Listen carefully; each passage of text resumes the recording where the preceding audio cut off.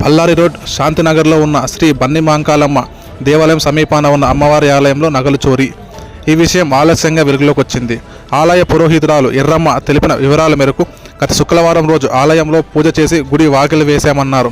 నేడు మంగళవారం కావడంతో తలుపులు తీసి చూడగా అమ్మవారి మాంగళ్యసరం, ముక్కుపుడక, బంగారపు గుండ్లు దొంగలు అపహరించుకెళ్లినట్లు ఆమె తెలిపారు. ఆలయాల్లో దొంగతనాలపై పోలీసులు దృష్టి సారించాలని భక్తులు కోరారు. దాదాపు 70,000కు పైగా విలువ చేసే బంగారు నగలు ఎత్తుకెళ్లినట్లు తెలిపారు. మీరు ఈరోజు గమనించినారు? పూజ చేయాలని గేట్ తీసినాను.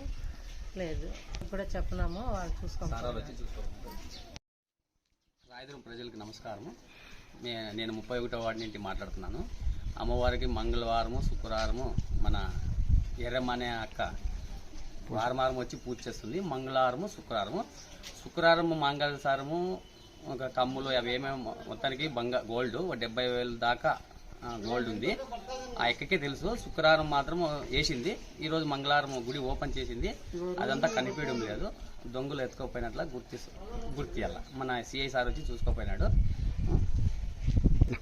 ఈరోజు మన సిఐ అయితేనేమి, రాయదుర్గంలో ఎస్ఐ అయితేనేమి కొంచెం దొంగతనాలు చాలా ఎక్కువైతున్నాయి. గుళ్ళులోనే అవుతున్నాయంటే రేపొద్దున ఇండ్లలో కూడా అవుతాయి. మన సిఐ సార్కి దృష్టికి పోయి అంతా రాయదుర్గంలో బాగా జరుపుకోకున్నట్ల చూడాలని కోరుతున్నాం.